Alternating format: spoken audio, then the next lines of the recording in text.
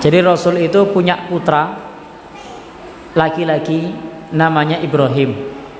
Beliau juga pernah punya putra laki-laki yang terkenal namanya Qasim, sehingga beliau itu sering disebut sebagai Abul Qasim, bapaknya Qasim atau Abul Qasim, karena memang punya putra namanya Qasim, tapi Qasim meninggal. Dan beliau juga punya putra namanya Ibrahim, tapi Ibrahim juga meninggal. Sehingga praktis putra-putra Rasulullah yang laki-laki, ya namanya putra laki-laki, yang laki-laki semuanya meninggal dunia ketika belum beranjak dewasa.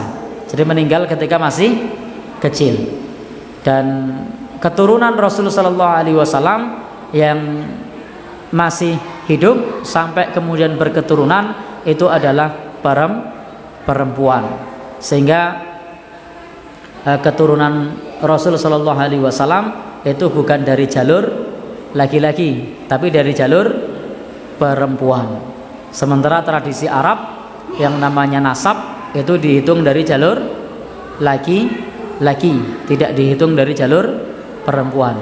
Maka orang-orang pun menuduh Rasul sebagai abtar, sebagai orang yang terputus keturunannya.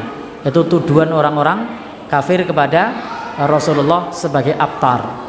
Maka kalau dalam Al-Quran itu justru orang-orang kafirlah yang abtar. Inna syani'aka huwal abtar. Yang membenci Rasul itulah yang abtar. Abtar dari apa? Bukan terputus keturunannya, tapi terputus dari rahmat Allah Subhanahu wa taala. Orang-orang kafir itulah yang terputus dari rahmat Allah. Dan Rasul tidak abtar.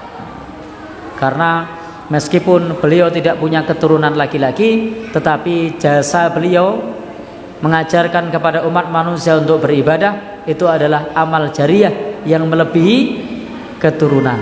Semua orang bersolawat salam kepada beliau. Orang-orang yang ibadah sholat dari beliau, orang-orang yang beribadah zakat dari beliau, menjalankan tuntunan Islam dari beliau. Sehingga beliau Shallallahu Alaihi Wasallam memiliki jasa yang sangat besar terhadap umat Islam ini dalam beribadah kepada Allah Subhanahu wa taala.